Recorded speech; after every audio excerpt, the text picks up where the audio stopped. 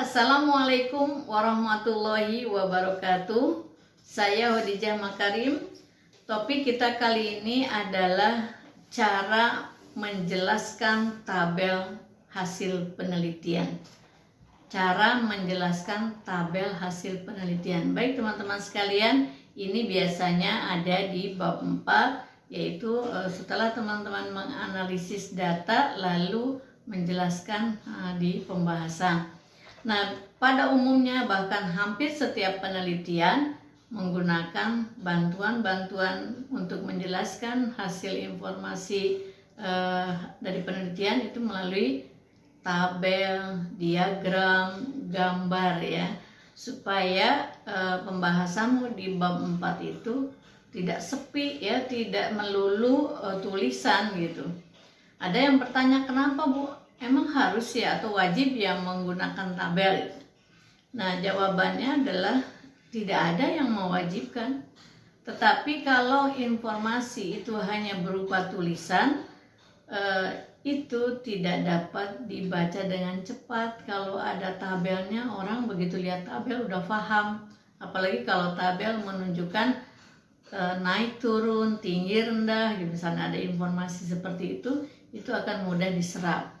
Dan lebih menarik untuk sebuah tulisan jika di dalamnya ada gambar, ada tabel, ada grafik dan sebagainya ya, menunjukkan informasi itu lebih jelas daripada sekedar tulisan. Nah, problemnya adalah terutama pada teman-teman mahasiswa S1 seringkali menuliskan penjelasan itu adalah mengulang informasi yang ada pada tabel. Semuanya ditulis. Nah, itu tidak berguna ya. Buat apa ada tabel kalau kemudian kamu menjelaskan seluruhnya dalam bentuk tulisan ya. Jadi sebaiknya bagaimana? Nah, ini kita bicarakan hari ini. Baik teman-teman sekalian, saya akan memberikan beberapa contoh penjelasan tentang bagaimana cara menjelaskan isi tabel. Nah, pada tabel itu kan banyak informasinya ya. Ada nilainya yang kecil, ada yang besar, ada yang sedang. Nah, mana yang bermakna tergantung penelitianmu misalnya. Nah, kamu baca dari tabel itu yang punya makna dan yang ingin dijelaskan yang mana. Misalnya hasil yang paling kecil itu punya makna, yaitu dijelaskan.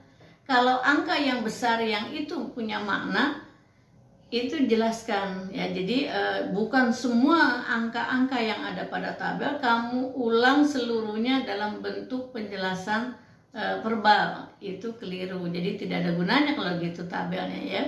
Jadi biarlah pembaca kalau ingin tahu semuanya baca tabel, kemudian tugasmu sebagai peneliti menjelaskan bagian-bagian yang punya kekuatan, yang punya nilai temuan istimewa. Itulah yang diungkap dan dijelaskan secara verbal, secara tertulis pada bagian pembahasan. Nah, berikut saya berikan beberapa contoh ya. Insya Allah ada 4 contoh yang ingin saya sampaikan.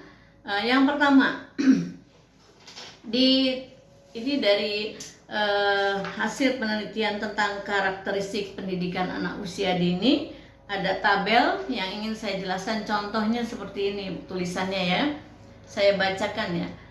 Hasil penelitian menunjukkan ternyata sebagian besar, nah ini harus ada kata sebagian besar pendidik adalah berada pada rentang usia 21 sampai 40 tahun, yaitu sebesar 72,7%.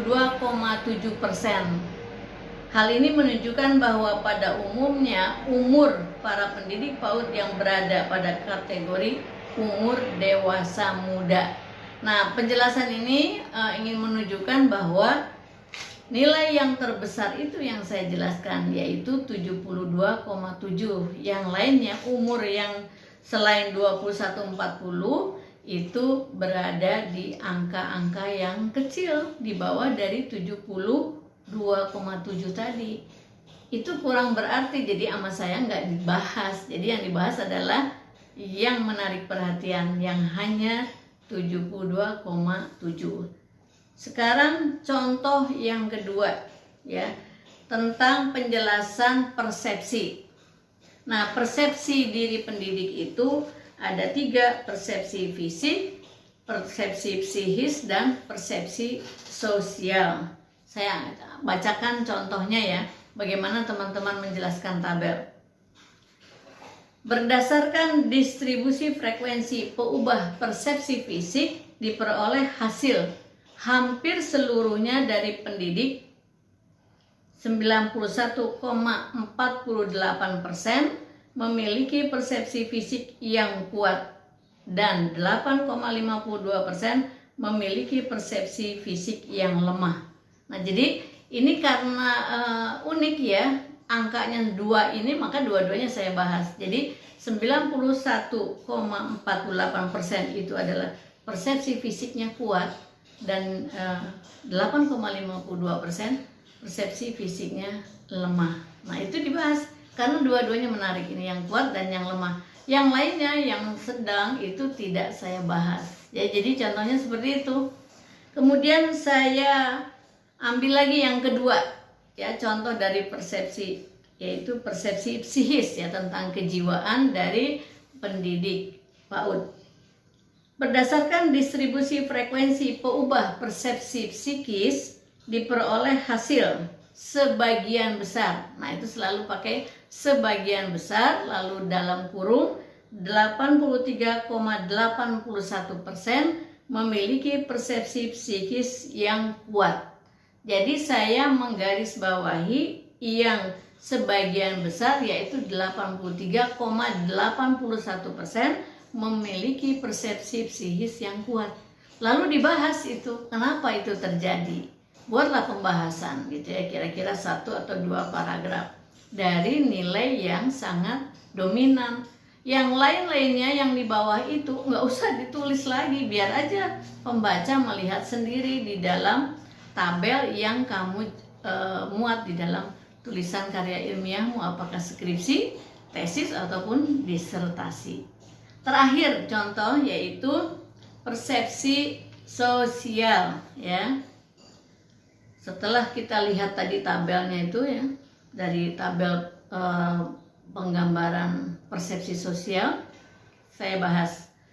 Berdasarkan distribusi frekuensi peubah persepsi sosial, maka diperoleh hampir seluruhnya. Nah, pada kalimat ini saya gunakan hampir seluruhnya, bukan sebagian besar. Saya ulangi, berdasarkan distribusi frekuensi peubah persepsi sosial, maka diperoleh hasil hampir seluruhnya dalam kurung 92,61% memiliki persepsi sosial yang kuat. Nah, sudah, jadi yang lainnya saya nggak bahas. Jadi teman-teman sekalian, di dalam menampilkan pembahasan tabel, gunakanlah kata-kata sebagai berikut. Sebagian besar, ya, kalau angkanya sebagian besar berkelompok di angka tertentu, atau sebagian kecil, atau hampir seluruhnya, ya. Kalau memang 100%, ya seluruhnya. Jadi berdasarkan informasi yang diperoleh pada tabel di atas, seluruhnya. Nah, kalau memang 100% ya. Tapi itu jarang kalau memang mau pakai. Jadi saya ulangi, sebagian kecil, sebagian besar, hampir seluruhnya, dan seluruhnya. Itu gunakan. Nah, baru di dalam kurungnya tuliskan angka yang menunjukkan tadi nilai-nilai yang saya sampaikan. Baik teman-teman sekalian, bagi yang akan menulis bab 4 dan menerjemahkan tabel, pantang buat teman-teman untuk menuliskan seluruh angka yang ada pada tabel diterjemahkan ke dalam verbal. Itu berarti mengulang tabel. Jika itu dilakukan, kamu berarti mengulang tabel. Penjelasannya kurang bermanfaat. Terima kasih, mudah-mudahan ini bermanfaat. Mohon maaf bila ada kekurangan. Assalamualaikum warahmatullahi wabarakatuh.